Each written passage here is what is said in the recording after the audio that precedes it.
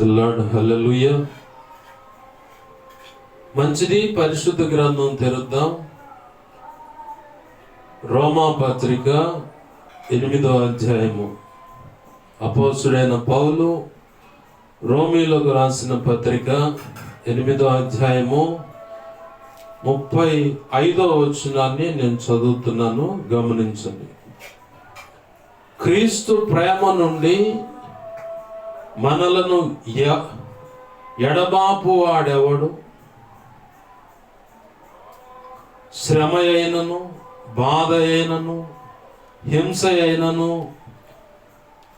కరువైనను, వస్త్రహీనత అయినను, ఉపద్రవమైనను, ఖడ్గమైనను మనలను ఎడబాపున. ఆమేన్. చిన్న మాట ప్రార్థన చేసుకుందాం. ప్రేమగల మా కన్న తండ్రి యేసయ్యా, నీకు వందనాలు, కృతజ్ఞతాస్తుతులు మా తండ్రి.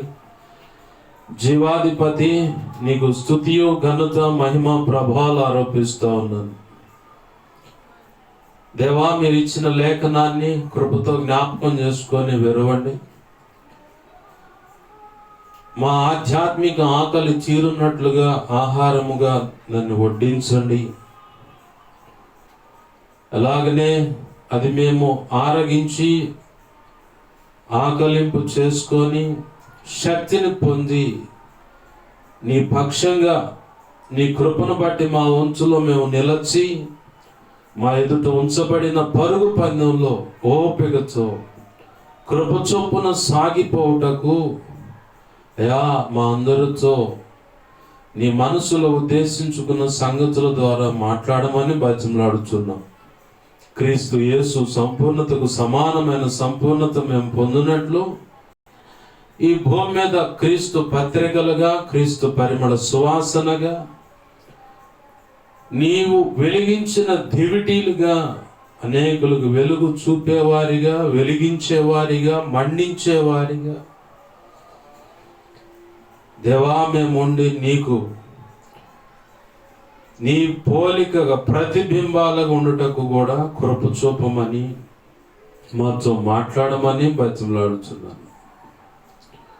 సర్వకృపానిధివైన మా తండ్రి, నీకు వందనాలు, స్తుతులు, స్తోత్రాలు. ఉపదేశాన్ని అడ్డగించాలని చూస్తున్న దుష్టుడు, వాటి దూతలు, చీకటి అంధకార శక్తులు, ఇంచాది లోక సంబంధమైన గృహ దేవతలు, దేవుళ్ళు వాటి ఎదుట చేయబడుతున్న ఇప్పుడు కూర్చున్న వాళ్ళు పూజలో కూర్చున్నారు ప్రభువా. ఆ కీడంతటిని యేసు నామములో బంధిస్తున్నాను. వాటన్నిటిని నిత్య నరకానికి అప్పజెప్పేస్తున్నాను. ఇప్పుడే అక్కడ యేసు నామములో పడునుగాక. నా చుట్టూ మా చుట్టూరు నీ చిత్తంలో పరిపూర్ణ విశ్వాసముతో ఈ ప్రార్థనలు ఏకీవిస్తున్న ప్రతి ఒక్కరి చుట్టూరు, వారున్న నివాసాల చుట్టూరు, కాలనీ, పట్టణం, గ్రామం, రాష్ట్రం, దేశము సమస్తం చుట్టూ నీ సిలువ రక్తపు కంచె, రక్షణ కంచె, అగ్ని కంచెను వేసి నీ చేతిలో దాచిపెట్టి నిత్యం నీ దేవదూతల అగ్ని వంటి రథముల సైన్య సమూహం చుట్టూ కావలిగా ఉంచి మీరే అగ్ని ప్రాకారమండి. నీ చేతి నీడలో సమస్తాన్ని దాచిపెట్టి జ్ఞాపకం చేయబడ్డ ప్రతి ఒక్కరికి కలిగిన చాలా స్థిరాస్తులు, నివాస గృహాలు, పసిబిడ్డలు, పెద్దల సమస్తం చుట్టి కాపుదల ఉంచమని నీవే నాతో మాతో ఉండి సమస్త కార్యాలు చక్కబెట్టమని బతిమలాడుచున్నాను. నీ పక్షం వహించిన నేను ఎంత బలహీన నీకు బాగా తెలుసు. నీ మీద అనుకున్న నీ కృప మీద ఆధారపడ్డాను.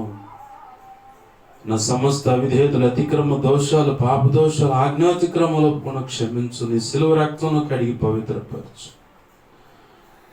శుద్ధజలంతో సమస్త కీడ పవిత్రతను కొట్టివే. పరిశుద్ధాత్మ అగ్నిలో నన్ను మమ్మల్ని పుట్టవే. శుద్ధ సువర్ణంగా నన్ను మార్చి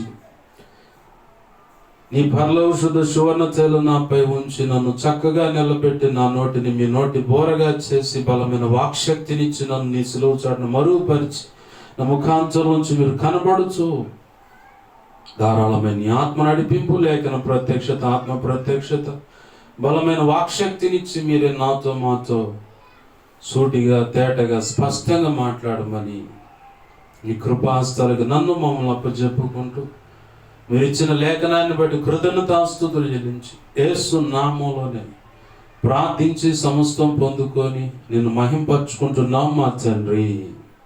ఆమేన్, ఆమేన్, ఆమేన్. మంచిది. సమకూడిన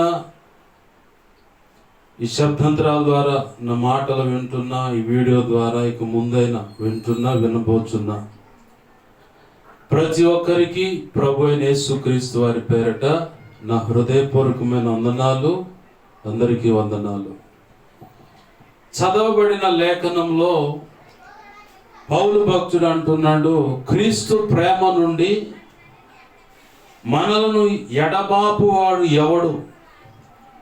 అంటే క్రీస్తు ప్రేమ నుంచి కొన్ని సందర్భాలు, కొంతమంది వ్యక్తులు, కొన్ని విషయాలు ఎడం చేస్తాయని అర్థం. క్రీస్తు ప్రేమ నుంచి కొన్ని సందర్భాలు, కొన్ని విషయాలు, అలాగే కొంతమంది వ్యక్తులు మనల్ని ఆయన ప్రేమ నుంచి ఎడం చేస్తాయి. ఏ కోణం నుంచి ఎడం చేస్తాయి, ఎక్కడి నుంచి అది ప్రారంభం అవుతుంది? ఇలా మనము ధ్యానించేటప్పుడు ప్రశ్నలు పుడతాయి.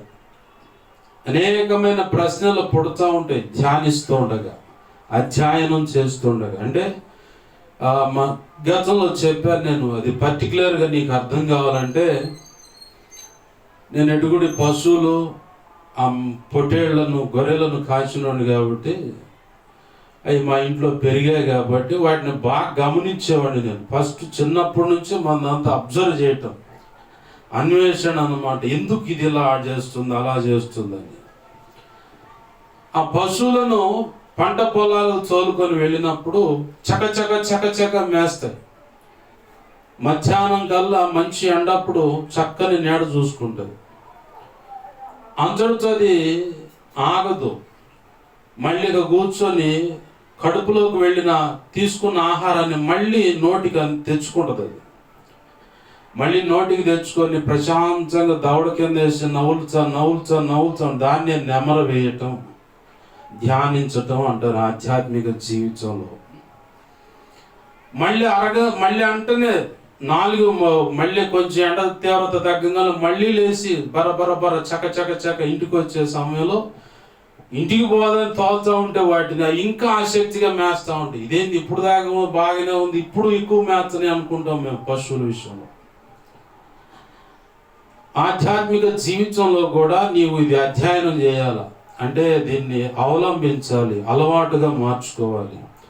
పరిశుద్ధ గ్రంథము నువ్వు చదువుతుంటే మన మైండ్లో ఉండే ఆలోచన ఏంటంటే టక్మని, నేను ఇంటర్మీడియట్ చదివాను, 10th చదివాను, 9వ తరగతి చదువుతున్నా, అక్కడ చెప్తున్న పాఠాలు 10 సార్లు 5 సార్లు రాత్రి అంతా బట్టి తెల్లారి ఎగ్జామ్ పేపర్ కాడ టక రాసేస్తాను.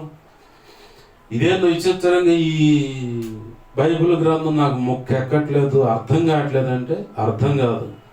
అర్థమైతే నువ్వే దేవుడు అయిపోతావుగా. యేసయ్య నీ కంటికి ఒక నలుసులా కనపడతాడు.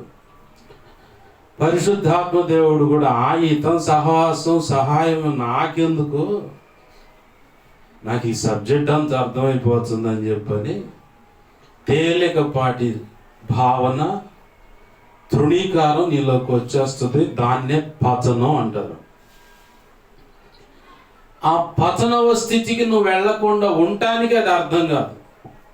అది మనం బాగా అర్థం చేసుకోవాలి. దేవునికి మహిమ కలుగును గాక.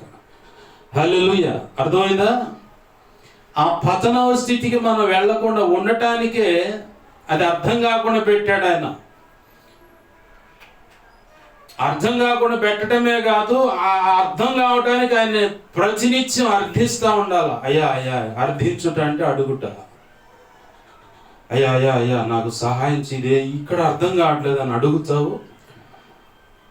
ఆ సందర్భంలో అడిగినప్పుడు నీకు చెప్పకపోయినా ఆయన అది అర్థం చేసుకునే ఆధ్యాత్మిక పరిపక్వత, ఆ ఎదుగుదల, ఆ మెచ్యూరిటీ నీలోకి వచ్చినప్పుడు ఇలా లేఖనపు కాంతిలో నుంచో ఏకాంత ప్రార్థనలో ఒంటరిగా నువ్వు కూర్చొని ఎవరు డిస్టర్బెన్స్ లేకుండా వాక్యం చదువుతున్నప్పుడు అప్పటికి ఒకటోసారి, రెండోసారి, మూడోసారి చదువుతూ ఉంటావు బైబుల్.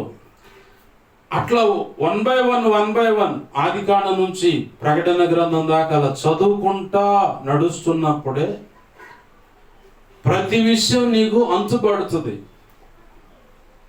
కొంతమంది దైవజనుల యొక్క అలవాటు ఏంటంటే ఒక రోజే ఆదికాండం మొత్తం ఉన్న 50 అధ్యాయాలు చదవాలని ప్రయత్నం చేస్తారు. అలా చదివినోళ్ళు కూడా ఉన్నారు. అదొక అనుభవం ఎట్టు. అయితే నేను చదివిన ప్రారంభం ఏంటంటే ఆదికాండం నుంచి ప్రకటన గ్రంథం దాకా రోజుకు ఒక 5 అధ్యాయాలు 10 అధ్యాయాలు అవకాశం ఉంటే ఇంకా అట్లా చదువుకుంటా బారుకు ఆధార్ నుంచి ఇద్దరికి. మనకున్న చిన్నపాటి అభిప్రాయం ఏంటంటే కొన్ని హెబ్రీ భాషలో మాటలు ఉంటాయి. కపర్నహూమ్ అది హెబ్రీ భాషలో మాట, అదేం తెలుగు కాదు. అలాగనే వాళ్ళ వంశావళులు చదువుకుంటూ వస్తున్నప్పుడు కొన్ని చోట్ల నాలుగు కూడా సరిగ్గా మెలగబడనంత కఠినంగా అక్కడ మాటల పేర్లు కనపడుతూ ఉంటాయి. అక్కడికి రాగానే ఇక మనకు దంచది, ఇది మనకు అర్థం కాదు, నడవను సబ్జెక్ట్ కాబట్టి పక్కన పడేస్తాం. సైతాన్ గాడు తెలివిగా నీ చేత చేపించే మొట్టమొదటి తప్పదే. నువ్వు అక్కడ నీ నాలుక సరిగా కదలికలో అది కరెక్ట్గా స్పష్టంగా నువ్వు పలకలేనప్పుడు, అది నీకు తంచున్నప్పుడు, అంటే ఒకళ్ళు అంటారు ఏందిలో పలక రావట్లేదు, ఏంటంటే రావట్లేదు, తంతుంది, నడవట్లేదు ముందుకు అంటారు. అప్పుడు నువ్వు చేయాల్సిన పని ఏంటంటే మోషే అడిగినట్లు దేవుణ్ణి అడగలయ్యా, నాకు నాలుక మాంద్యం ఉంది, నాలుక అక్కడ సరిగ్గా కదలట్లేదు, ఆ మాట అక్కడ కఠినంగా ఉందంటే అని యేసయ్యకు నువ్వు చెప్పినట్లయితే ఆయన నీ నాలుగు నువ్వు సడలింపు చేస్తాడు. ఇప్పుడు బాప్తిస్మిచ్చి యోహాను గారు తండ్రి జకరియా దేవదూతను చూసి అంటే అల్ప విశ్వాసాన్ని బట్టి ఆయన నోరు ముయ్యబడింది. యాజకుడు అయి ఉండి అంత పరిపూర్ణ విశ్వాసంతో దేవుని వెంబడిస్తూ యాజకత్వ బాధ్యతలు చేస్తున్నటువంటి ఆ వ్యక్తి అల్ప విశ్వాసంతో ఇది ఎలా జరుగును అండు. దేవదూత నువ్వు నమ్మలేదు కాబట్టి పిల్లగాడికి పేరు పెట్టేదాకా నువ్వు మౌనంగానే ఉంటావు, అంటే ఆ కార్యం చూసేదాకా నోటి మాట లేకుండా సైగలు చేస్తానంట ఆయన. తర్వాత ఏం రాసి ఉంది అక్కడ, లూకా సువార్త 2వ అధ్యాయం 70వ వచనం కాడు ఇంకా పైన చూడండి, అక్కడ కనపడుతుంది. పలక తీసుకొని రాగానే యోహాన్ అని పేరు పలక కానీ చూడండి, అక్కడ చూడండి. ఇది అవసరం అట్టుకుంటా, అందుకే పరిశుద్ధాత్మ దేవుడు తీసుకొస్తూ ఉన్నాడు. లూకా సువార్త 2వ అధ్యాయము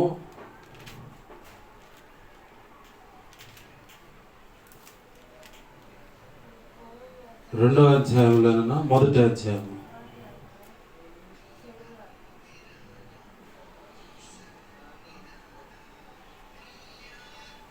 63వ వచనంలో ఏముంది చూడండి. నాలుక సడలి, వెంటనే అతని నోరు తెరవబడి, నాలుక సడలి అంటే కదిలించబడింది. నాలుక సడలి లేదా సడలుట అంటే కదులుట అని అర్థం. నాలుక సడలిందంట, ఇక స్పష్టంగా మాట్లాడుతూ మొదలు పెట్టాడు. మోషే అదే అడిగాడు, అయ్యా నాకు నాలుక మాంద్యము, నేను పలకలేను కదా, స్పష్టంగా నా మాట సరిగా ఉండదంటే, నీకు మీ అన్న అహరోను ఉంటాడు తోడుగా నోటిగా, నేను నీకు దేవుడిని అయితే నీవు అహరోనికి దేవుడుగా ఫరో ఎదుట కనపడతారు, అతను మాట్లాడతారు, మీ అన్నే కదా, నీ మాట స్పష్టంగా ఉంటుంది, అతనికి అర్థమైంది కాబట్టి అవతల అతను ట్రాన్స్లేషన్గా ఉంటాడు, పద అండు. మొండికేసిన 2-3 సార్లు గదించే కానీ మోషే గారు గదల్లా. మనం కూడా ఇప్పుడు బైబిల్ గ్రంథాన్ని చదువుతున్నప్పుడు కొన్ని కఠినమైన మాటలు వంశావళుల కాడకు రాగానే వాళ్ళ పేరులే మనకుదంతా ఉంటాయి, లేదంటే వారి పేరును బట్టి అడ్రస్ చేయబడిన ఊర్ల పేర్లు మనకుదంతా ఉంటాయి. అంటే కదిలాడదన్నమాట, అక్కడ మేకలు తిరుగుతూ ఉంటుంది, 4 అంటూ ఉంటాం. అయితే దేవుని పాదాలు పట్టుకొని అడగాలి, అక్కడితో బ్రేక్ అవ్వకూడదు. బైబిల్ గ్రంథం నాకు అర్థం కావట్లేదని పక్కన పడేయకూడదు, చదవాలి. ఒకటికి 2 సార్లు అక్కడ నీకు 4 తిరగకపోతే అయ్యా నా వల్ల కావట్లేదని దాటేయాలి. ఆ మాటని దాటి చేతనైనంత వరకు ప్రయత్నం చేయాలి. వల్ల కాలేదు, నా వల్ల కావట్లేదు ప్రభు అని దాటేస్తా ఉంటే చిన్నగా 1 by 1 నువ్వు ఏదైతే దాటేసుకుంటూ వచ్చావో అవి మళ్ళీ నీ చేత స్పష్టంగా పలికిస్తాడు నా ప్రభు. ఆమేన్, హల్లెలూయా. వాస్తవంగా మీ ఎదుటిన్న నేను న్యూస్ పేపర్ చదవటం నాకు చేత కాదు. చదువుకున్నవాడిని, 10th డిస్కంటిన్యూ చేసినవాడిని. ఏంది న్యూస్ పేపర్ చదవటం ఇప్పటికీ నాకు రాదు. మళ్ళీ పరిశుద్ధ గ్రంథం స్పష్టంగా చదవటానికి ప్రభు కృపనిచ్చాడు. ఆయనకే మహిమ కలుగును గాక. హల్లెలూయా. నాకు అర్థం కాల. మోషే గారు ఈ మాటలు చదివినప్పుడు మాట నోరు తిరగనప్పుడు ఇలాగ ప్రభు నాకు 4 మాంద్యంగా అట్లా కదిలాడుతున్నది, ఇక్కడ స్పష్టంగా నాకు సహాయం చేయండి. నాకున్న ఆశ ఏంటంటే వేద మంత్రాలు చదవాలి, సద్బ్రాహ్మణుడి కంటే ఇంకా గొప్పగా చక్కగా స్పష్టంగా మాటలు మంత్ర ఉచ్చాటన చేయాలి. అసలు ఎంత కఠినంగా ఉంటాయి ఆ మాటలు. 4 తిరగటం కష్టం. పల్చగా 4 ఉంటేనే తిరుగుతాయి మాటలు అంటారు. అదేమో నాకైతే తెలియదు, కానీ నేనైతే అడిగా ఈ మాటే. వేద మంత్రాలు నేను స్పష్టంగా సద్బ్రాహ్మణుడి కంటే ఇంకా స్పష్టంగా అందరికి అర్థమయ్యేలాగా నేను పలకాలి, వాటి భావాలు చెప్పాలి. నాకు ఈ కృపని ప్రభు అని ఆశపడి అడిగాను. ఆ తర్వాత ప్రభు ఆ కృప ఇచ్చాడు. ఆయనకి మహిమ కలుగును గాక. హల్లెలూయా. మరి ఎప్పుడు పలకలేదు కంటే అవకాశం రాలేదు. దానికి సంబంధించిన వాళ్ళు నా ఎదుట లేదా ఈ శబ్దాంతరాల ద్వారా విన్నవాళ్ళు లేరు, వినాలనుకునేవాళ్ళు లేరు. ప్రభు చిత్తంలో ఆ సమయం రాల. వస్తే ఖచ్చితంగా నేను పలుకుతున్న మాటలు. అయితే సబ్జెక్ట్ వద్దాము. పరిశుద్ధ గ్రంథం నీకు అర్థం కావట్లేదు అని పడేస్తే ఇక అట్లానే ఉంటుంది. ఎక్కడి నుంచి వచ్చేటు మనం వాక్యాన్ని నువ్వు ధ్యానిస్తున్నప్పుడు, నెమర వేస్తున్నప్పుడు ప్రశ్నలు పడతాయనే కాడ నుంచి ఇటు వచ్చాం. నీకు అర్థం కానంత మాత్రాన నీకు సబ్జెక్టు మొత్తం తెలుసుద్ది అనుకోమాక. నీకు అర్థం కాకపోయినా పరిశుద్ధ గ్రంథాన్ని 4 అక్కడ సరిగా తిరిగినా తిరగకపోయినా ప్రయత్నం చేయి. ప్రభు ఏమంటాడంటే నువ్వు ప్రయత్నం చేయాల. ప్రయత్నం చేయకుండా నాకు ఇది రావట్లేదన్న అట్లనే ఆగిపోతే కదా, రావట్లేదు ప్రభు అని నీ వంచుకు నువ్వు పలకటానికి ప్రయత్నం చేయాలి. ప్రయత్నం చేసినప్పుడు ఖచ్చితంగా ఆ విషయంలో సక్సెస్ చూస్తావు. జీవన సంబంధమైన విషయాల్లో కూడా దైవ చిత్తమై ఉంటే నువ్వు ప్రయత్నం చేయి. ప్రయత్నం చేసినప్పుడు ఖచ్చితంగా అక్కడ సక్సెస్ చూస్తావు. అసలు ఇక్కడ ఇప్పుడు ఈ ప్రయత్నంలో నాకు సక్సెస్ దొరకలేదు కాబట్టి ఇక నేను ఏ ప్రయత్నం చేయను, నా బ్రతికించే అంటే నిన్నెవడు దేవుడు కూడా బాగు చేయలేడు. దైవ చిత్తానికి అనుకూలమైంది అయితే, దైవ చిత్తానికి వేరుగా నువ్వు ఎంత ప్రయత్నం చేసినా ఎంత ఘోరమైన నష్టాలు చూస్తావంటే చెప్పలేం. అది అంత భయంకరంగా ఉంటుంది, అంత లోతైన గాయాలు అవుతుంటాయి. కాబట్టి ఈ మాటలు నమస్కరించండి. సబ్జెక్టులోకి వద్దాం. క్రీస్తు ప్రేమ నుండి మనలను ఎడబాపు వాడేవాడు. ఎన్ని విషయాలు ఉన్నాయని చెప్పాను. ఒకటి సందర్భం. కొన్ని సందర్భాలు ఆయనకి ఎడం చేస్తాయి మనల్ని, కొన్ని విషయాలను బట్టి ఆయనకి ఎడం చేస్తాయి, కొంతమంది వ్యక్తులను బట్టి ఎడం చేస్తాయి. అయితే ఇప్పుడు ఈ 3 కోణాల్లో మనం పరిశుద్ధాత్మ దేవుడు మనల్ని ఎటు నడిపిస్తాడో, ఏం చెప్పాలనుకుంటున్నాడు ఆయన నడిపించే దిశగా మనం అడుగులు వేద్దాం. ఆయన పలుకుతున్న మాటలకు చెవి, హృదయ, మనస్సును అంకితం చేద్దాం. ప్రభు మనకు కృపనిచ్చును గాక. ఆమేన్. మనందరితో స్పష్టంగా మాట్లాడును గాక. ఆమేన్. అయితే క్రీస్తు ప్రేమ నుంచి మనల్ని ఎడబాపు వాడెవడు అనే దాంట్లో మొట్టమొదటి కోణం, నీవు బాప్తిసం పొందమని దేవుడు నిన్ను దర్శిస్తూ ఉంటాడు. వాక్యపు కాంచెలో నువ్వు పాపివని, వాక్యపు కాంచెలో నీవు మారు మనసు పొందాలని, ఇదే మిక్కిలి అనుకూలమైన సమయము, నేడే రక్షణ దినము, ఇకనైనా మారు మనసు పొందు, రక్షణ మారు మనసు రావాలి. రక్షణ మారు మనసు లేకుండా రక్షణ బాప్తీసం నువ్వు పొందిన యేసు ప్రభు వారు చెప్పిన 4 ఉపమానాల్లో అన్నట్లుగా నువ్వు ఏదో ఒక ఉపమానంలో ఆగిపోతావు. 4 సందర్భాలు చెప్పాడు ఒక ఉపమానంలో. విత్తువాడు వాక్యం అనే విత్తనాలు విత్తుకుంటూ వెళుతూ ఉంటాడు.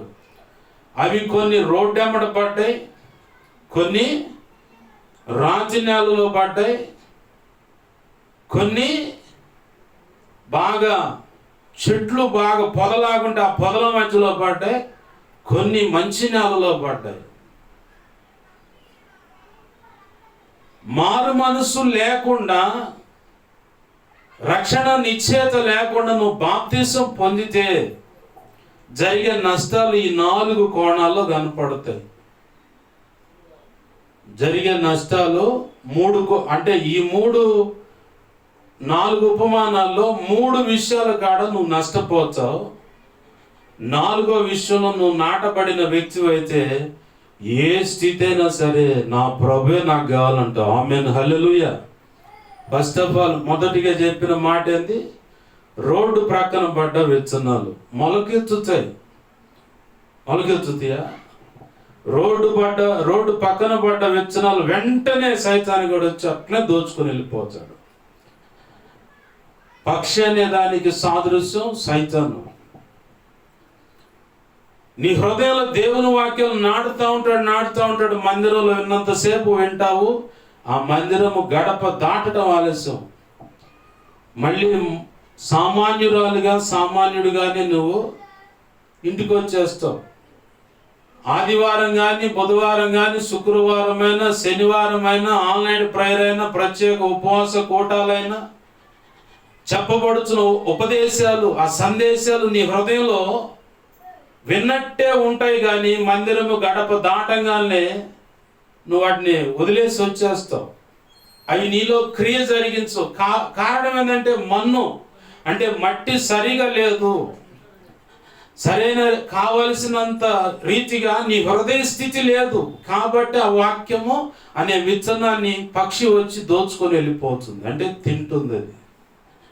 రెండో వ్యక్తి రాతి నేల మధ్యలో పడ్డ విత్తనాలు. అక్కడ మొలకు వస్తుంది, కానీ వేరు తన్నటానికి కింద మట్టి లేదు. కాబట్టి సూర్యుడు అంటే కొంచెం శ్రమ, శోధన, వేదన, ఇరుకు, ఇబ్బంది, వాళ్ళు అనుకున్నది జరగనటువంటి పరిస్థితి ఉంటుంది కదా. ఆ కారణాన్ని బట్టి దేవుడు ఏం చేశాడని ఒక మాట ఇదిలిచ్చి అంతే వెళ్ళిపోతారు.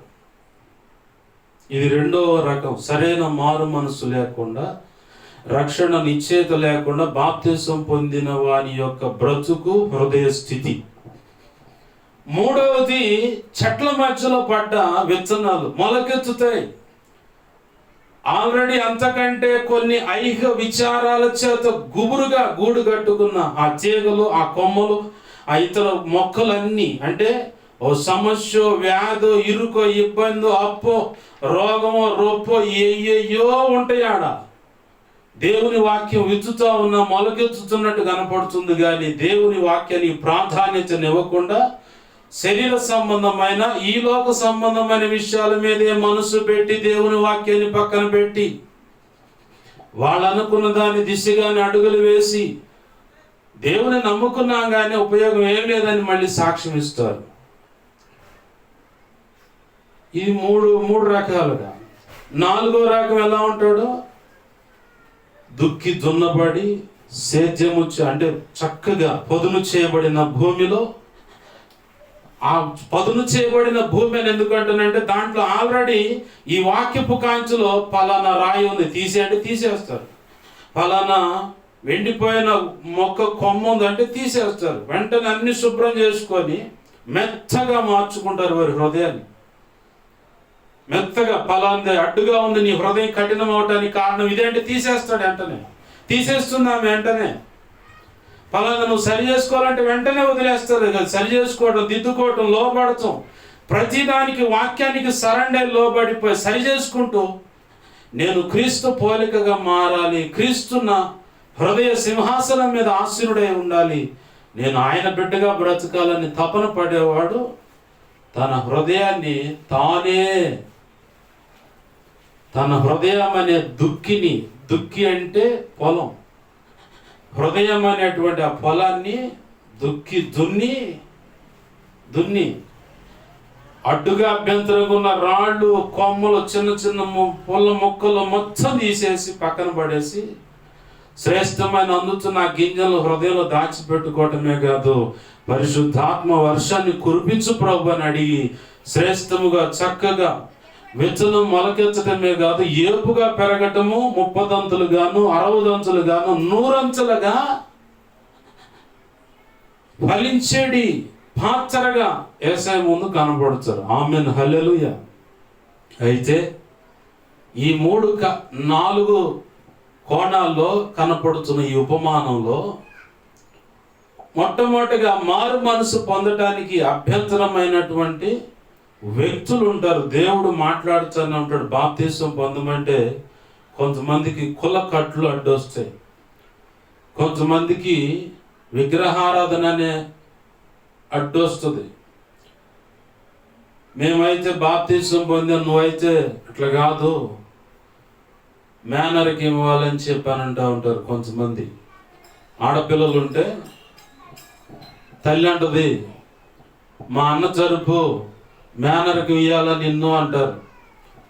తండ్రి అంటాడు, నా తోడబుట్టిన వారి తరపున తోడబుట్టింది అంటే ఆ అమ్మాయి కొడుకుకి నిన్ను ఇయ్యాలని కాబట్టి బాప్తిసం అనుభవంలో వాళ్ళు లేరు, విగ్రహారాధనే, కాబట్టి నువ్వు బాప్తిసం పొందడానికి లేదు, కాబట్టి నువ్వు సేవకు వెళ్ళడానికి లేదు, ఏదో ఉడతా భక్తిగా వెళ్ళలే కానీ ఇది మాత్రం ఫిక్స్ గుర్తుపెట్టుకో అని చెప్పని కడుపును పుట్టిన ఆడపిల్లలు ఎవరినో కొంతమంది కుండ మార్పులు అంటారు. ఈ ఇంటి అమ్మాయిని ఆ ఇంటి అబ్బాయికి, ఆ ఇంటి అబ్బాయిని ఈ ఇంటి అమ్మాయికి ఇచ్చి చేసుకుంటూ ఉంటారు, కుండ మార్పిడి. ఇట్లాంటి వివాహాల కాడ విగ్రహ సంబంధమైన వ్యక్తులైతే ఆ దారి పక్కన వారి విషయంలో మారు మనసు పొందనీయకుండా ఆల్రెడీ దేవుడు దర్శిస్తాడు, మారు మనసు పొందే ఉంటారు, వీళ్ళు రక్షణ నిశ్చేతలోకి వచ్చి ఉంటారు. ఇక బాప్తిస అనుభవం నెక్స్ట్ ఘట్టం, నీట ముంచు బాప్తిస అనుభవంలోకి వస్తే రక్షణ పాత్ర చేపడతారు. అదొక్కటే పోనీయకుండా ఆపేస్తారు, వ్యక్తులు ఆపుతారు, కుల కట్టులనే సందర్భాలు ఆపుతాయి. అలాగనే ఇట్లాంటి వివాహాలనే విషయాలు ఖచ్చితంగా మారు మనసు పొందకుండా, అంటే బాప్తిస అనుభవంలోకి రాకుండా యేసు ప్రభు యొక్క ప్రేమ కౌగిల్లోకి ఆ ప్రేమామృతాన్ని జుర్రుకోకుండా, అంటే ఆస్వాదించకుండా అడ్డుపడే ఈ 3 కోణాలు ఈ ఒకటిలో కనపడతాయి. రెండవది, బాప్తిసం పొందిన తర్వాత భక్తిలో నడుస్తున్నప్పుడు ఆల్రెడీ ఆ విషయం ఆ 4 ఉపమాన సందర్భాలు కనపడ్డాయి కదా, అక్కడే మనకు అర్థమవుతాయి. రెండవ కోణం ఏంటంటే భక్తిలో కొనసాగుతున్నారు కానీ వీళ్ళను పాడు చేసేవాళ్ళు కొంతమంది ఉంటారు. కొన్ని చెడు అలవాట్లు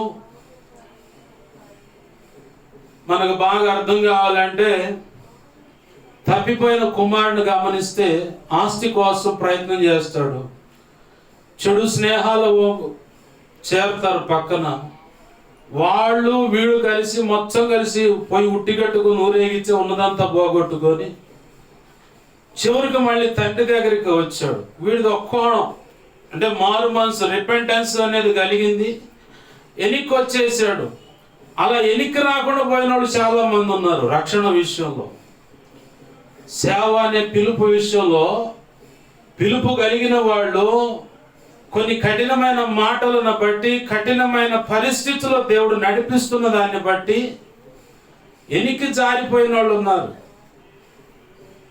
ఈ రెండవ కోణంలో భక్తిలో బాప్తిసం పొందారు, వీళ్ళ గోల్ ఏంటంటే నేను ఫలాంది అనుకున్నాను, అది జరిగితే, నేను ఇల్లు కట్టుకోవాలనుకుంటున్నాను, దేవుడు సహాయం చేస్తే, మా అమ్మాయి పెళ్లి కావాలనుకుంటున్నాను, దేవుడు సహాయం చేస్తే, మా అబ్బాయి మంచి భవిష్యత్తు కలిగి ఉండాలి, చెడు తిరుగుడు తిరుగుతున్నాడు, వాడు సెటరేట్ అయితే, మా అబ్బాయికి గర్భఫలం కలిగితే, మా అమ్మాయి దాంపత్య జీవితం అతలాకుతలంగా ఉంది, అదంతా సెటరేట్ అయితే, మా అమ్మాయి ఈ ఉద్యోగం చేయాలనుకుంటుంది, ప్రభు సహాయం చేస్తే, మా అబ్బాయిని ఈ ఉన్నత చదువు చదివించాలనుకుంటున్నాము, దానికి తగినంత ఆర్థిక సహాయం దేవుడు చేసి వాళ్ళు చక్కగా చదువుకొని ఆ సబ్జెక్ట్లో పాస్ అయితే, ఆ పిదప మంచి జాబ్ ఇతర దేశాలకు వెళ్ళిపోయి మరి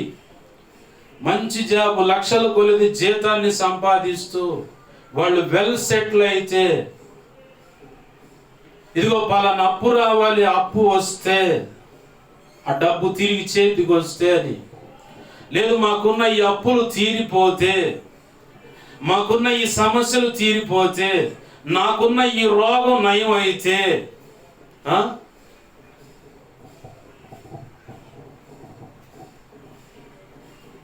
ఈ సంవత్సరమైన వ్యాపారంలో వృద్ధి కలిగితే, ఇదిగో నేను చేస్తున్న జాబ్లో ఒక గవర్నమెంట్ ఎంప్లాయ్ అనుకుంటాడు, ప్రైవేట్ ఎంప్లాయ్ అనుకుంటాడు, నేను చేసే ఈ జాబ్లో పదోన్నతి అంటే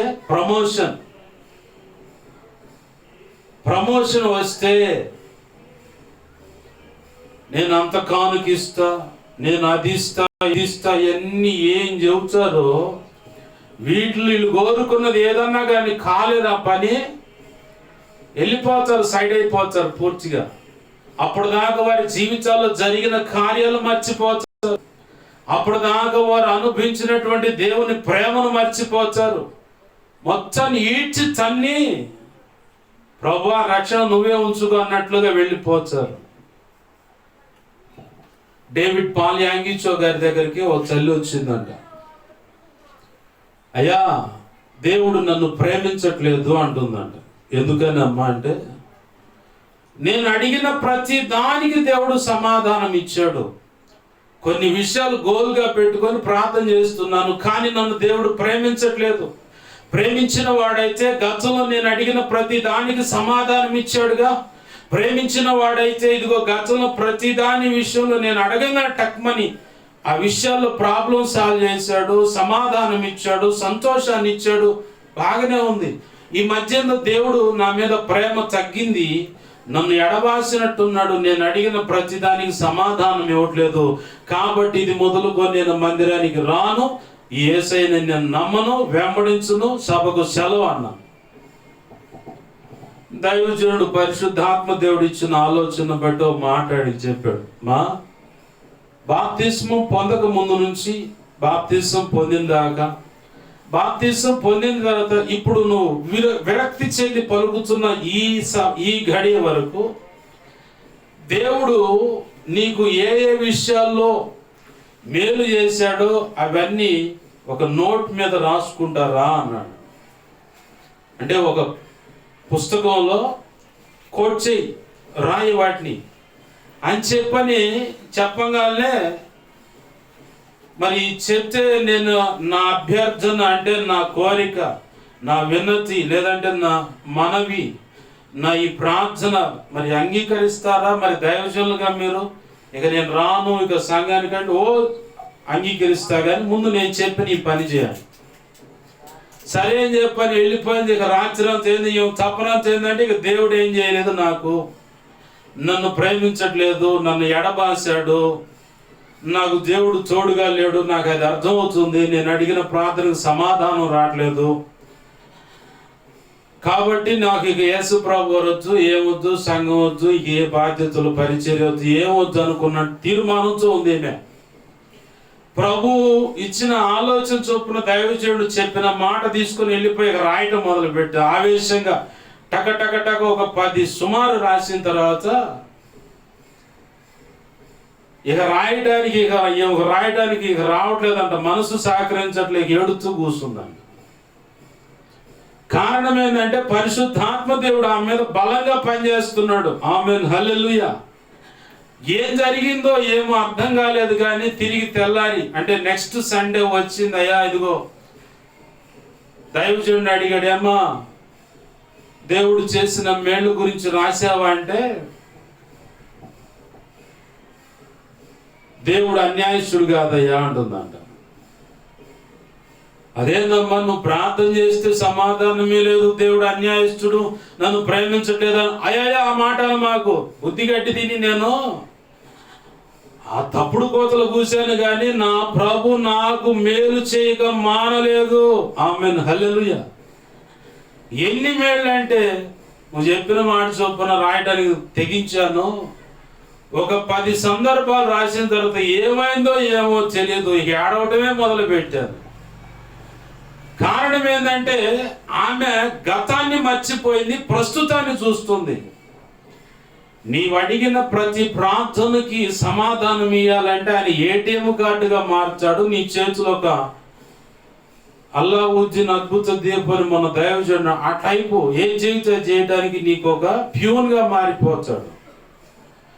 బాగా గుర్తుపెట్టుకోవాలా, నీవు అడిగింది ఆయన చిత్తమై ఉంటే ప్రభు కృపను బట్టి నిరీక్షణ కలిగి విశ్వాసంతో ఓర్పుతో పట్టుదల కలిగి ప్రార్థించే ఓపిక నీకుంటే, నా ప్రభు చిత్తంలో అది ఆయన చిత్తమై ఉంటే ఖచ్చితంగా నువ్వు అడిగిన దానికి సమాధానం ఇస్తాడు. ఆమేన్, హల్లెలూయా.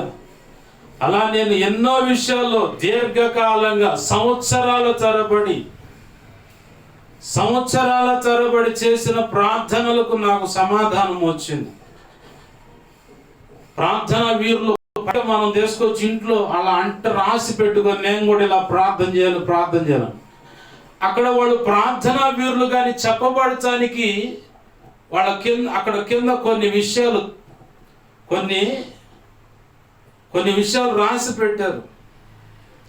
ప్రారంభంలో కనపడతాడు ఒక దైవజుడు తన స్నేహితుని కోసం 36 సంవత్సరాలు ప్రార్థన చేశాడంట. తన స్నేహితుని యొక్క రక్షణ కోసం. నువ్వు చేస్తావా? మా అన్న 36 నిమిషాలు కూడా ప్రార్థన చేసి ఆ వారం కాదు, అంత 36 సెకండ్లోనే అయిపోవాలా. ఏస్తున్నాను అడుగుతున్నావు తండ్రి, ఆమేన్. 36 సంవత్సరాలంట. ఒక స్నేహితుడి కోసం 7 సంవత్సరాలని. నేను చెప్పగలను నా ప్రభు కృపను బట్టి ఒకళ్ళకి గర్భఫలం లేదని తెలిసింది ఇంచుమించుగా 7 సంవత్సరాలు. ఎన్ని సంవత్సరాలు?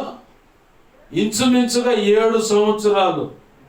7 సంవత్సరాలు పైచిలుకే. ఒక వ్యక్తి కోసం అయితే 11 సంవత్సరాలు గర్భఫలం కోసం. వాళ్ళే నాకు చెప్పాలా, నాకు తెలిసింది అంతే. ఈ చెవిన విన్నాను ఆ వార్త, అది నాది అన్నట్లుగా, నా కుటుంబంలో సమస్య అన్నట్లుగా ఇక దేవుని పాదాలు పట్టుకొని పలానా వ్యక్తులు గర్భఫలం లేదు, ఇవ్వు ప్రభువా అని. భక్తిలోకి అడుగు పెట్టిన తర్వాత ఆయన ప్రేమను నువ్వు రుచి చూడాలంటే కొంచెం ఆలస్యం అవుతుంటేనే అర్థమవుతుంది. అడగంగానే అమ్మని అర్థం కాదు. ఆయన కొంచెం ఎడవైనప్పుడు ఆయన ప్రేమ ఏంటో, ఆయన వాత్సల్యత ఏంటో అర్థమవుతుంది.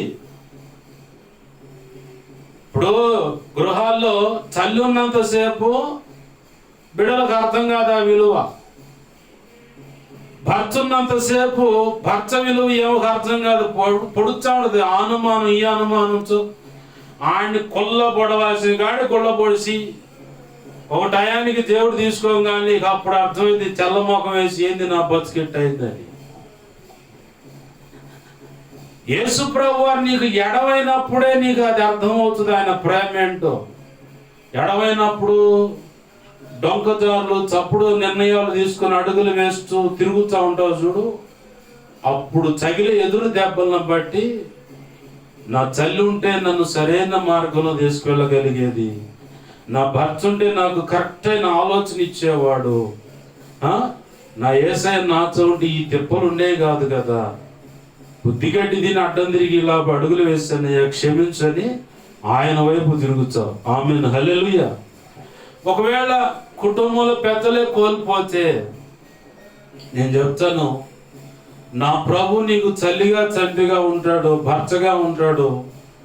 ఆయన ఇచ్చే ఆలోచన, ఆయన నడిపించే మార్గము, ఆయన నిర్ణయించిన భవిష్యత్తు జీవితము శ్రేష్టమైనది, ఆశీర్వాదకరమైనది, బహుతరములకు శోభాతిశయంగా మార్చేది. ఆమేన్, హల్లెలూయా. మనంతా మైండ్ అప్పటికప్పుడు ఇన్స్టెంట్గా జరిగిపోవాలి అన్నీ. ఈ భూమి అంతమయ్యే సమయం వరకు, రానున్న ఈ భూమి అంతమైన తర్వాత నిర్మించబోతున్న క్రొత్త భూమి, క్రొత్త ఆకాశం, ఆ నూతన యెరూషలేము పట్టణంలో ఉండేటువంటి నివాసుల కొరకు మొత్తం కలగలిపి యేసు ప్రభు వారు అబ్రహాంతో మాట్లాడాడు. అబ్రహామా, సముద్రుడు తీసుకెళ్ళి ఇసుక రేణువులు నువ్వు లెక్కేయగలవా?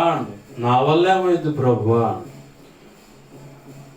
బాగా సందకాడ అయిన తర్వాత మళ్ళీ దేవుడు మాట్లాడుతున్నా, అబ్రహామా, ఆకాశాన్ని చేరి చూడు, నక్షత్రాలు నువ్వు లెక్కేయగలవా అంటే, నా వల్ల ఏమైంది ప్రభువా?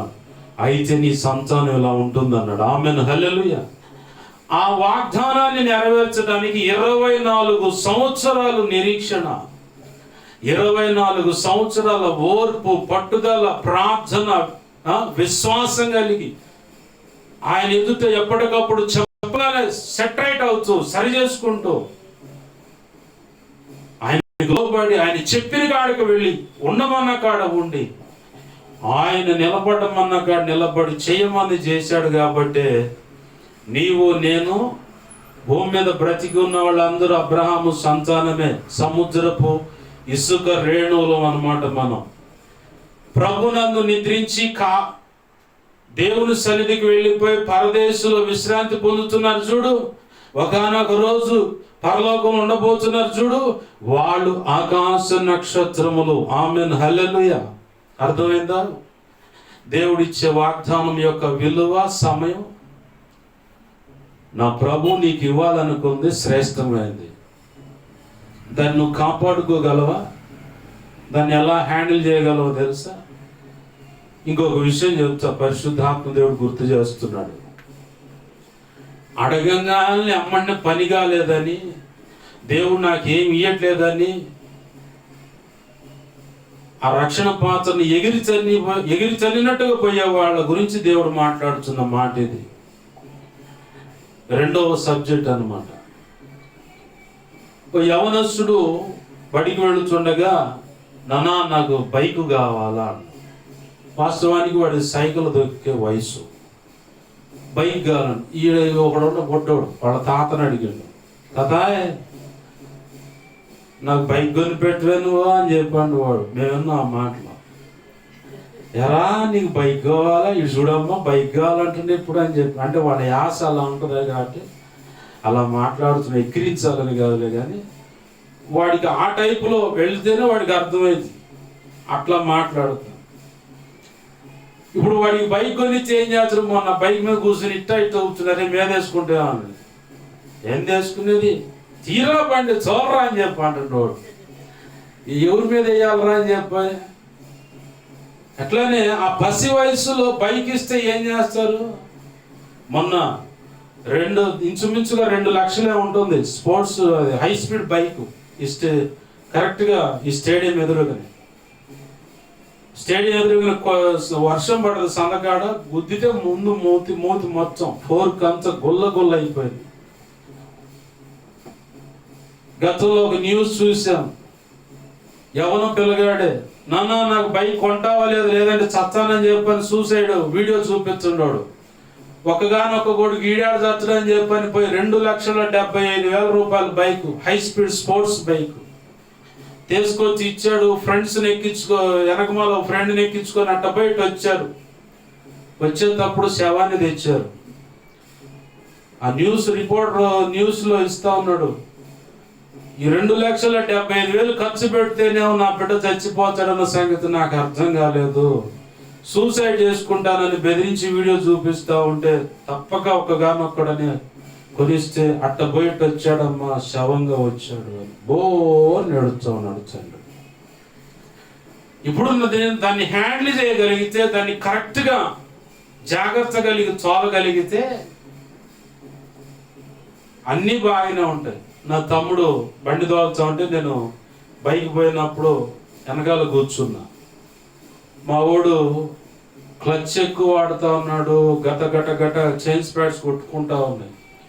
నేను వెనకాల కూర్చొని అరిసా, బాయ్ ఇటు తోలితే క్లచ్ గేర్ అందియకుండా తోలితే చైన్స్ ప్యాడ్స్ అంటే చైను ఆ చైన్ ఫ్రంట్ వీల్ ఒకటి, బ్యాక్ వీల్ ఒకటి ఉంటుంది. ఆ బ్యాక్ వీల్ చైన్ మొత్తాన్ని ఇంతమటికే చైన్ స్పైట్ అంట.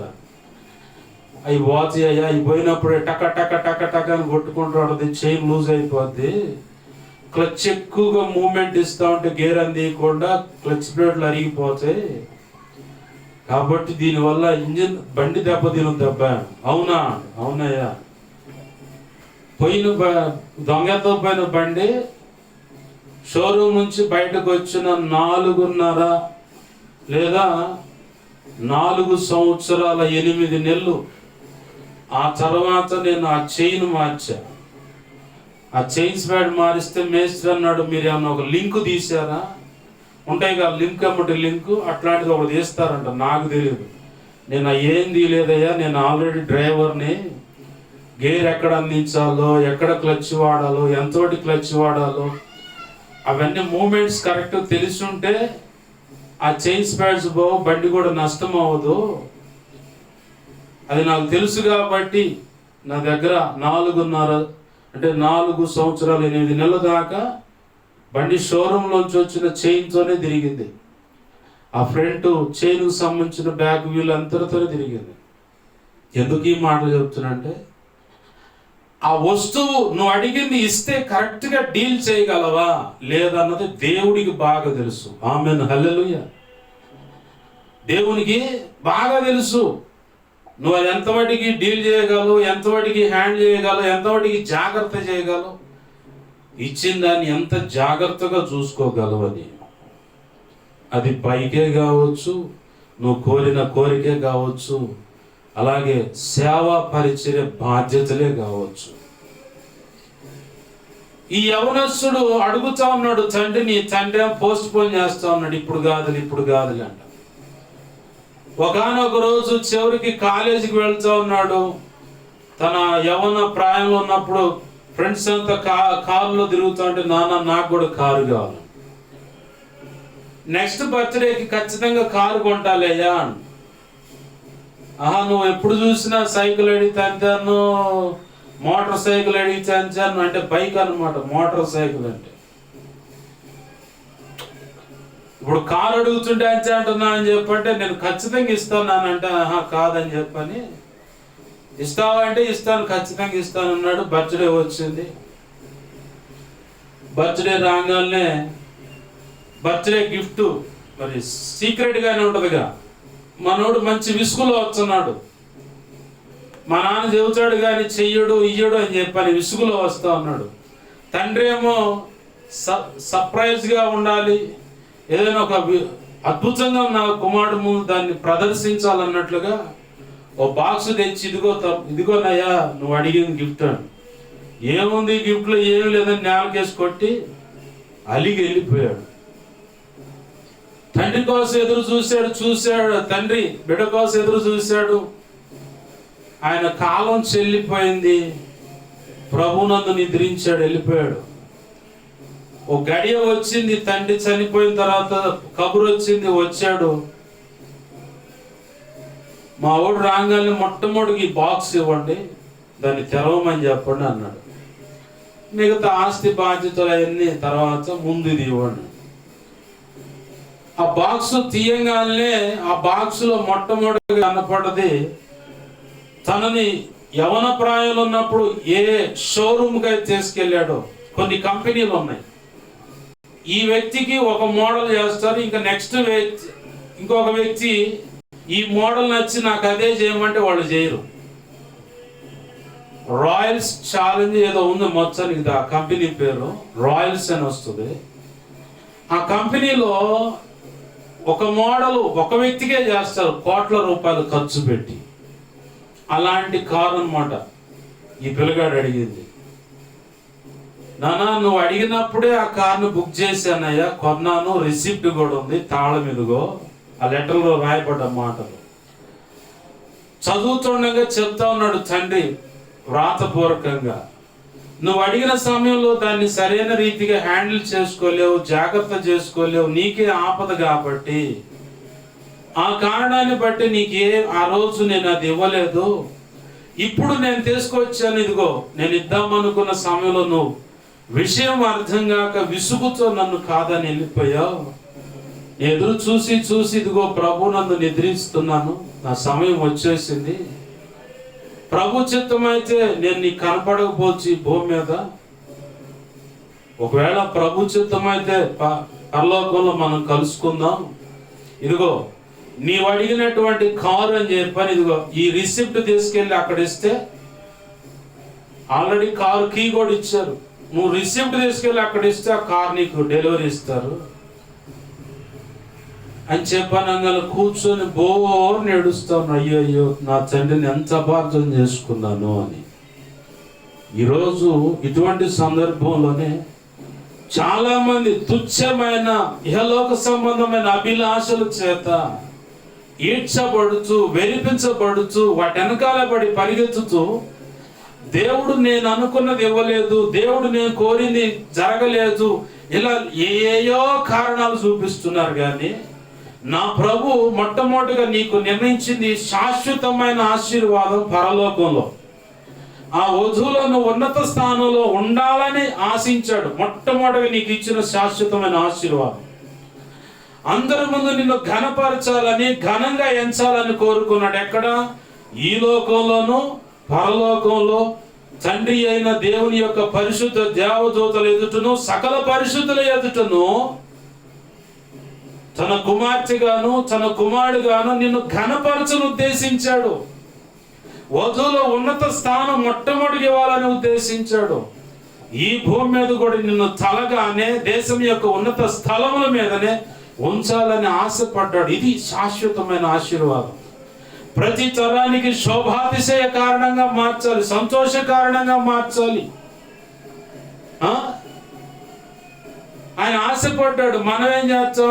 తుచ్చమైన వాటి కోసం ఇప్పుడు పని జరిగితే చాలు, రేపుడికి రాజు ఎవడో ఆ తర్వాత ఎవడో ఇప్పుడు అంటాం.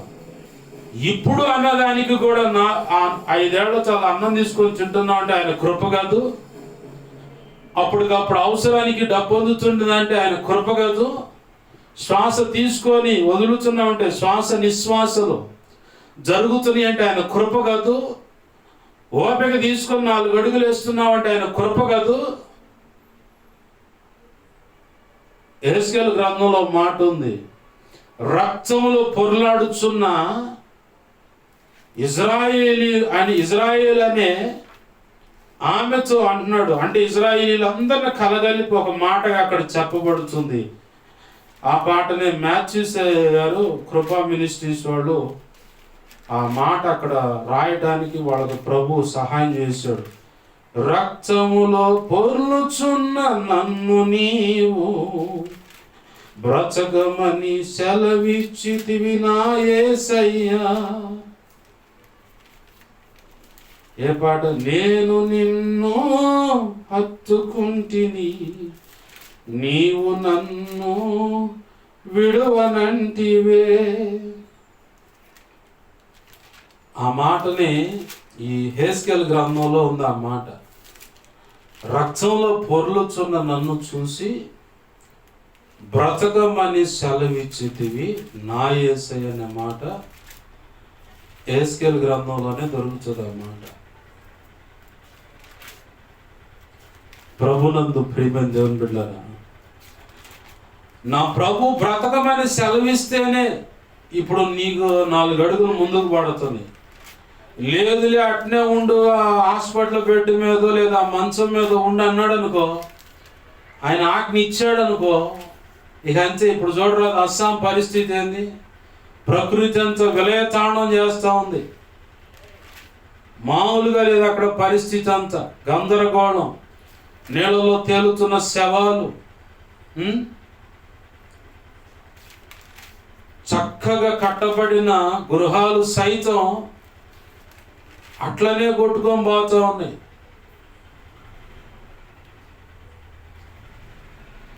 ప్రభునందు ప్రియమైన దేవుని గమనించండి. ఇది ఒక కోణంలో ఉంటే, మరొక పక్క చైనా దేశం, మేము కృత్రిమ సూర్యుడిని మేము తయారు చేసే మాకు ఎదురు లేదన్నారు. ఇప్పుడు ఆడేమవుతుందో తెలుసా? భయంకరమైన ఈదురుగాలులో భయంకరమైన ఈదురుగాలులో ఆ ఈదురుగాలులోనే ఎగిరిపోతున్న జనాలు. ఏ నరుడు ఆయన ఎదుట అతిశయించకుండాన్నట్లుగా వచ్చే పెను ఉపద్రవాలు ఇవన్నీ. చైనా దేశం వెళ్ళలేదా న్యూస్? కృత్రిమ సూర్యుడు అని చెప్పని కొన్ని మెగావాట్లకు సంబంధించిన ఆ లైట్లను ఫిక్స్ చేసి, ఇక మాకు సూర్యుడితో పని లేదు, మాకు మేముగానే సూర్యుడిని తయారు చేసుకుంటున్నాం అని చెప్పని అతిశయించి, పోయినసారి అదే చైనా దేశంలో అప్పట్లో ఉన్న ప్రధానమంత్రి, అంటే ప్రెసిడెంట్ ఆఫ్ చైనా, అంటే రాష్ట్రపతి పరిపాలన ఉంటుంది మనకు. మళ్ళీ ప్రథమ పౌరుడు ఉండడు, ప్రధానమంత్రి మాత్రమే ఉంటారు ఇతర దేశాల్లో. మనకొక్కళ్ళకు మాత్రమే ప్రథమ పౌరుడు, అంటే రాష్ట్రపతి. ప్రథమ పౌరురాలుగా ఇప్పుడు ద్రౌపది ముర్మురా ఏదో ఇంటి పేరు భలే చిత్రంగా ఉంటుంది. ఆ అమ్మ ఇప్పుడు మనకి రాష్ట్రపతిగా ఉన్నారు. ప్రభునందు ప్రియమైన దేవుని బిడ్డలారా, గమనించండి.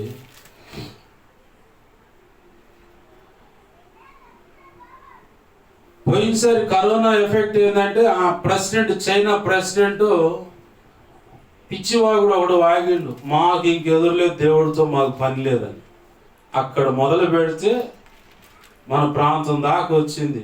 ఏంది అది? కరోనా ఒక్క ఊపింది. అప్పట్లో ఉన్న ప్రభుత్వాలు గట్టిగా నిలబడ్డాయి కాబట్టి మన బ్రతుకులు ఒడ్డున పడ్డాయి.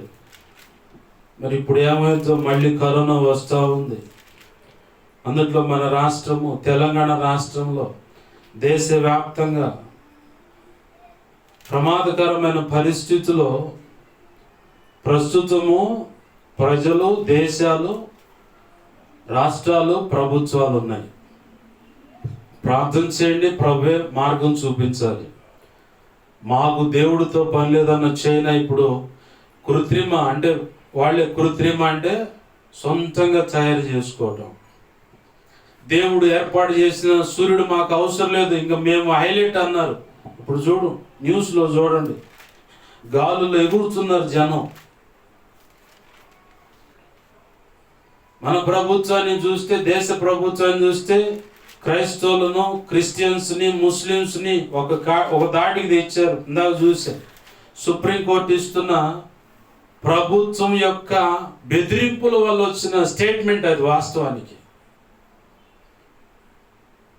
ఆర్ఎస్ఎస్, బజరంగ్ దళ్, సంఘ పరివార్, విశ్వ హిందూ పరిషత్ అని, శివసేన అని కొన్ని ట్రస్టులు ఉన్నాయి. వాళ్ళు బీజేపీ ప్రభుత్వాన్ని నడిపిస్తున్నది. ఇది జగమెరిగిన సత్యం, నా నోటితో పలికే మాట కాదు. దీనివల్ల ప్రమాదం ఏమి లేదు. హతసాక్షికైనా సిద్ధమే ప్రభు కృపను బట్టి. ఏంది? ఒక దైవజనుడు మొన్న చూపించే ఒక మాట రాసింది. ఆయన రాసిన మాట ఏంటంటే, ఎవడైనా క్రైస్తవుని చంపితే పరలోక ద్వారాన్ని తెరుచుండంట వాడు, ఎల్లండి ప్రశాంతంగా విశ్రాంతిలో పడుకోండి పోయాని. ఏంది? ఈడ ఉండి ఉట్టి కట్టుకొని ఊరేగేది ఏమి లేదు. ఆడైతే ప్రశాంతంగా ప్రభు ముఖ దర్శనం చేసుకుంటా, అయ్యా నీకు స్తోత్రాలు స్తోత్రాలు స్తోత్రాలు అనుకుంటా ఆడింకా ప్రశాంతంగా సంతోషకరమైన వాతావరణంలో బ్రతకొచ్చు. పరదేశులు అయితే శుభ్రంగా విశ్రాంతి పొందుతూ ఉంటారు, రక్షణ పొందిన వ్యక్తులు. నేను చూసి వచ్చాను, అక్కడ బోధించబడి ఇక్కడికి వచ్చాను కాబట్టి నాకు తెలుసు. దర్శనంలో నేను చూశాను. అక్కడ నేను దేవుని కృపచేత కొన్ని విషయాలు బోధించబడి, అంటే నాకు బోధ చేయబడింది. ఆ మాటలు నేను వింటా ఉన్నాను. అక్కడ వాళ్ళ స్థితిగతులు నేను చూశాను. పరదేశులు ఎలా ఉంటుందని, పరలోకం చూడాల, పరదేశులు ఎలా ఉంటుందని. ఆడేలేదు, ప్రశాంతంగా నిద్రపోయేవాళ్ళు, ప్రశాంతంగా విశ్రాంతి తీసుకోవటం, ఇంకేం లేదు, ఏం పని చేసేదేం లేదు. నువ్వు దిగులు పడుతుండొచ్చు, ఒకవేళ వామ్మ వాళ్ళు పోయారు, వీళ్ళు పోయారు, ఆడుంటారని.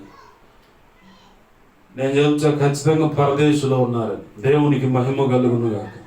హల్లెలూయా. ప్రభునందు ప్రియమైన దేవుని బిడ్డలు, గమనించండి. ఏ నరుడు అతిశయించకుండానట్లుగా ఈ ఉపద్రవాలన్నీ ఆయన ముందు ఎగస్ట్రాల్ చేస్తే చూస్తాడు చూస్తాడు చూస్తాడు, ఒక్క దెబ్బ అట కొడిచి ఇక అంతే.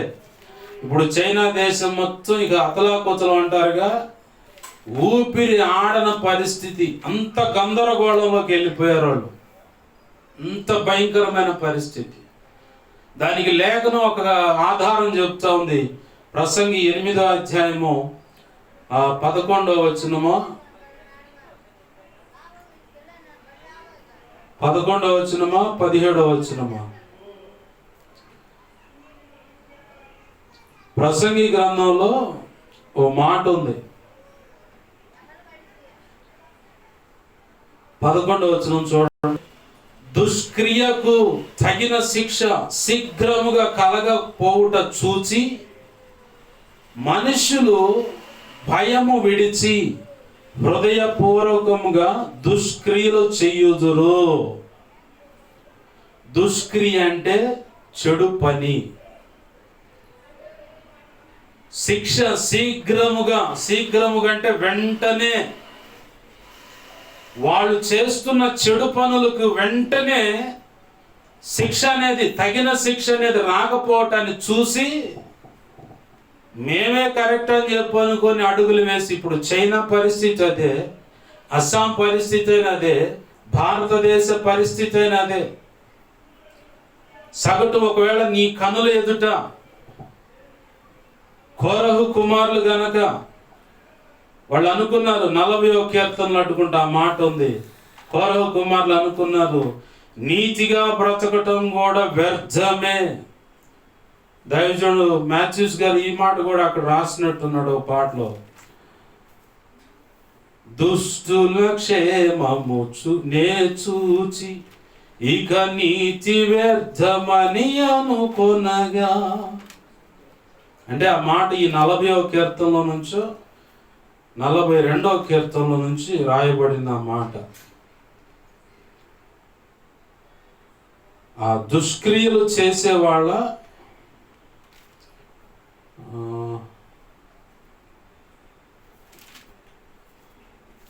50వ కీర్తన, ఆసాపు కీర్తనలో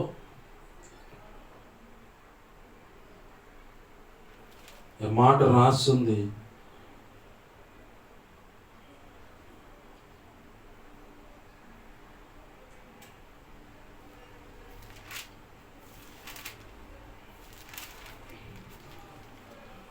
దుష్క్రియకు తగిన శిక్ష.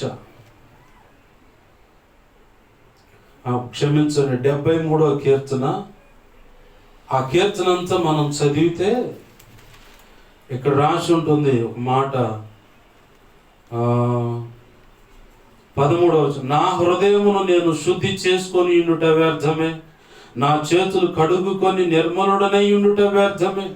దినమంతయు నాకు బాధ కలుగుచున్నది, ప్రతి ఉదయం నాకు శిక్ష వచ్చుచున్నది. ఇలాగూ ముచ్చటించునని నేను అనుకుని ఎడలా నేను నీ కుమారుల వంశమును మోసపుచ్చిన వాడు నగుదునంటూ ఆయనను దీన్ని తెలుసుకునే వాళ్ళని ఆలోచించినప్పుడు నేను దేవుని పరిశుద్ధ స్థలములోనికి పోయి, ఆమేన్ హల్లెలూయా, అక్కడ చెప్తాడు, బుద్ధిగడ్డి దీని పొరపాటుగా ఆలోచించానయ్యా. వాళ్ళ అడుగట ఎక్కడుందంట, నిశ్చయముగా 18వ వచనం, నిశ్చయముగా నీవు వారిని కాలు జారు చోటనే ఉంచి ఉన్నావు, వారు నశించున్నట్లు వారిని పడవేయుచున్నావు. ఎవరి గురించి చెప్తున్నాడు భక్తుడు? 73వ కీర్తన, ఆసాపు కీర్తన. దుష్టుల గురించి. వాళ్ళంతా క్షేమంగా పచ్చగా కనపడుతున్నాడు. ఉంటుంది, అట్నే ఉంటుంది. కాలు జారు చోటు అంటే అన్బ్యాలెన్స్ ఉన్న స్థలంలో వాళ్ళు ఉన్నారు. నీ కనులు ఎదుట ఎవడైనా దుర్మార్గంగా బ్రతుకుతున్నా సరే, ఎవడైనా నీ విషయం నీచంగా బ్రతుకుతూ పచ్చగా అన్ని విధాలు ఆశీర్వదించబడ్డట్టు కనపడుతున్నా సరే, భూకంపం ఎట్టొచ్చుద్ది చెప్పొచ్చుద్దా? బంగాళాఖాతంలో భూకంపం వచ్చింది, రెక్టార్ స్కేల్ మీద 10% నమోదైందని న్యూస్ చూస్తున్నా. పోయినసారి బంగాళాఖాతంలో సునామీ వస్తేనే భూకంపం వస్తేనే సునామీ లాగా వచ్చి పడ్డది, చాలా మటుకు పోయింది. ఇవన్నీ చెప్పవచ్చునయా? నువ్వు చూస్తున్నా వీడికి ఏ నష్టం జరగట్లేదు, ఎంత దుర్మార్గంగా బ్రతుకుతుంటే, వీడికి ఇంకా దుర్మార్గంగా బ్రతుకుతున్నాడు, ఇంత నష్టం చేశాడు, నాకు ఇంత హాని చేశాడు నువ్వు అనుకుంటున్నావు కదా. నా ప్రభు అంటున్నాడు, వారిని కాలు జారే చోటునే పెట్టాడు, అలాగే వారు నాశనం అగునట్లు కూడా చేస్తున్నాడంట ఆయన. ఆమేన్, హల్లెలూయా. నువ్వు వాళ్ళెవనో చూసి వాతలు వేసుకోమాక, వారిని ఎవరినో చూసి కాదు. వారికి ఒక తగిన నిర్ణయ కాలం ఉంది. ఆ నిర్ణయ కాలము వారు అబౌట్ టర్న్ తీసుకోకపోతే, అంటే వెనక్కి మళ్ళీ ఆయన పాదాలు పట్టుకొని క్షమాపణ కోరకపోతే, వాళ్ళకి ఇక్కడ క్షమాపణ ఉండదు, నిత్యత్వం చేరే సమయంలో కూడా అక్కడ కూడా క్షమాపణ దొరకదు. నిత్య నరకానికి నిర్ణయింపబడ్డారని బాగా గుర్తుపెట్టుకోవాలి. ఒకవేళ అబౌట్ టర్న్ తీసుకొని దేవా నన్ను క్షమించంటే, నువ్వు ఇంకొక ఉదంతాన్ని గుర్తుపెట్టుకోవాలి. దావీదు దేవుడి ఎదుట క్షమాపణ కోరుకున్నా తాను చేసిన తప్పుకు తగిన శిక్ష అనుభవించే సరిచేయబడి దేవునికి ఇష్టడుగా బ్రతికాడు అన్నది మాత్రం గుర్తుపెట్టుకోవాలి. ఈ రెండు విషయాలు దేవునికి మహిమ కలుగును గాక. హల్లెలూయా. ప్రభునందు ప్రియమైన దేవుని బిడ్డలారా, గమనించండి. నువ్వు అడిగింది వెంటనే ఇస్తే, నువ్వు అడిగింది వెంటనే ఇస్తే నువ్వే పాడు చేసుకుంటావు దేవుడు నిర్ణయించిన భవిష్యత్తుని. ఆ వ్యక్తితో నాకు జీవితం కావాలి, ఆ వ్యక్తితోనే నాకు వివాహం కావాలని ఒక ఆడపిల్లగా నువ్వు దేవుని కోరుకుంటున్నట్లయితే, ఆ వ్యక్తినే దేవుడు వాస్తవానికి నీకు నిర్ణయించింది. కానీ ఆ వ్యక్తితో జీవితాంతం దాంపత్య జీవితం కొనసాగించాలన్నా, భక్తిలో కొనసాగాలన్నా, కలిసి సాటి అయిన సహాయంగా నిలిచి సేవలో నీ వంతు నువ్వు పాలి భాగస్తురాలు అవ్వాలన్నా నీవు ప్రిపరేషన్ ఉంది, నీకు సిద్ధపాటు అనే అనుభవం ఉంది. కొన్ని విషయాలు నీకు నేర్పాలి. అవి నేర్పాలంటే కొంత సమయం ఆలస్యం చేయాలి. ఈ ఆలస్యంలో నీ ప్రభు పాదాలు ఇంకా గట్టిగా పట్టుకోవాలి. నువ్వు నాకు ఏమీ చేయట్లేదు కాబట్టి దేవుడు లేదు, ఏమి లేదు అనుకుంటే, నేను బాప్తిసం పొంది కూడా ఆత్మహత్య చేసుకునేవాడిని. నేనైతే నా జీవితంలో నాకు ఎదురైన గాయాలు అయినటువంటి బాధలు కానీ, లేదంటే ఎదురైన సందర్భాలు కానీ, వీటన్నిటిని కోట్ చేసుకుంటే నేను మానసిక రోగినిగానో ఏదో, లేదంటే ప్రభునందు నిద్రించిన పరిస్థితి అయ్యేది. కానీ అవన్నీ నాకు మేలుకే జరిగాయి. నేను ఖచ్చితంగా సాక్ష్యం ఇవ్వగలను. దేవునికి మహిమ కలుగును గాక. ఎలా మేలంటే, అలాంటి పరిస్థితుల్లో ఉన్న వాళ్ళని సరైన దిశగా నడిపించడానికి ఈ పొరపాట్లు కావచ్చు, ఇతరుల వల్ల జరిగిన గాయాలు, పొరపాట్లు, నష్టాలు, అయిన ఆలస్యాలు ఏవైనా సరే నా ప్రభు యొక్క సంకల్పం నెరవేర్చబడటానికి, ఆయన సంకల్పంలో ఉన్నారు, గలిబిలిగా తిరుగుతున్న వాళ్ళు సెటరేట్ చేసి సరైన మార్గంలో నడిపించడానికి, ఆయన నష్టాన్ని కూడా నీకు మేలుగా మార్చగల సమర్థుడు అన్న సంగతి నీకు అర్థం కావడానికి కూడా కొన్ని అలా చేస్తాడు. కొన్ని ఒకవేళ నువ్వు ఎవరినైనా కోల్పోయి ఉంటే నువ్వు అడుగుతూ ఉండొచ్చు, ఒకవేళ నీ మనసు అలా అనిపిస్తుంది, నా ఇంట్లో ఈ మరణం ఎందుకు జరగాలి, ఈ వ్యక్తిని ఎందుకు తీసుకొని వెళ్ళాలని. నేనంటాను, ప్రభు కృపను బట్టి నా వ్యక్తిగత అనుభవాన్ని కూడా జోడించి, మా నాయన మా తాతయ్య నెల 13 రోజులు తేడాతో పోయారు. 2006 డిసెంబర్ 3 తాతయ్య, 2007 జనవరి 16 మా నాన్న. నేను దేవుణ్ణి అడగవచ్చు, ఎందుకు తీసుకున్నామని. తెలియని అజ్ఞాన స్థితిలో 2 సంవత్సరాలు ఏడ్చా. నేనేంటి, నా బ్రతికేంటి, నేను ఇక్కడిలా బ్రతకటం ఏందని. తర్వాత బాధ్యతలు, నేను ఆడ కృంగిపోయి అక్కడే కూర్చుంటే అందరిలాగా ఏడుస్తూ అలానే కుమిలిపోవచ్చు, ఆడే కూర్చోవచ్చు నేను ఇప్పటికి కూడా. వీళ్ళ నా తోబుట్టులు ఇప్పుడు 3 నెలల గ్యాప్లో 2 పోయారు. వాళ్ళిద్దరి విషయంలో ఒక నిశ్చయిత నాకుంది. పరదేశంలో ఉన్నారు, ప్రభు నిర్ణయించిన వధువుల ఉన్నత స్థానంలో నేను ఉంచాను, నేను వాళ్ళని తీసుకోవటం న్యాయమే అన్నాడు ప్రభు. దేవునికి మహిమ కలుగును గాక. హల్లెలూయా. ఇక న్యాయమే అన్న తర్వాత నేను కూర్చొని ఎందుకు తీసుకున్నా అని ఏడిచి ఎన్నాళ్ళు ఏడుచు ఏడురా అంటాడు ఆయన. మరో పక్క లేఖనాన్ని గుర్తు చేస్తూ ఉంటాడు, ఆత్మను దుఃఖపరచగడి అని చెప్పి అంటూ ఉంటాడు. మరో పక్క లేఖనాన్ని గుర్తు చేస్తాడు, ప్రభు ప్రతి సమయం అందును ఆనందించండి, స్తుతించండి, కృతజ్ఞతాస్తుతులు చెల్లించండి అని లేఖనం గుర్తు చేస్తూ ఉంటాడు. ఆడే కుమిలిపోయి భవిష్యత్తును అంధకారం చేసుకుంటే నీ అంత దౌర్భాగ్యుడు ఉండడు. దేవుని పాదాలు విశ్వసించి గట్టిగా పట్టుకున్నట్లయితే నీ భవిష్యత్తు బ్రైట్గానే ఉంటుంది, అంటే ఉజ్వలంగా ఉంటుంది. ఆమేన్, హల్లెలూయా. ఉజ్వలంగా ఉంటుంది. మా అక్క బ్రతుకున్నంతకాలం నన్ను అడిగేది, ఏం చేశాడు దేవుడు నీకు మేలు? మా అక్క మైండ్ అంతా ఈలోక సంబంధమైన సెటరైట్ విషయంలోనే. ఒక ఇల్లు ఉండాలా, చేతి నిండా డబ్బులు ఉండాలా, మెడలో కాసిన నగలు ఉండాలా, వేసుకోవడానికి వస్త్రాలు కరెక్ట్గా ఉండాలా, ఉంటుంది నడవడానికి, ఏదో నడిపించడానికి వాహనం ఉండాలా, అంత వెల్ సెటిల్. ఓ డూప్లెక్స్ ఇల్లు ఉండాలా, సమాజంలో గౌరవ మర్యాదలు కలిగి హుందాగా బ్రతుకుతూ ఉండాలి. అదే దేవుని ఆశీర్వాదం అనుకుంది. మక్కకు తెలియని అజ్ఞానము, ఆ పరిస్థితి అంటే తెలియని పరిస్థితులు, అలా పతాకలు మా ఇద్దరికి అదే వాదన జరిగేది. నేను అనేవాడిని, నాకు దేవుడు ఏం చేశాడు మేలంటే నేను బ్రతుకున్నాను అన్న. ఆమేన్, హల్లెలూయా. వాస్తవానికి బాప్తిస్మం పొంది చచ్చిపోవాలని వచ్చినాడు నేను బాప్తిస్మంలోకి 2015 జనవరి 28వ తారీఖున. వెంటనే శాలేవరాజు గారు ఏంది బాప్తిస్మం పొంది చచ్చిపోదాం అనుకుంటున్నావా?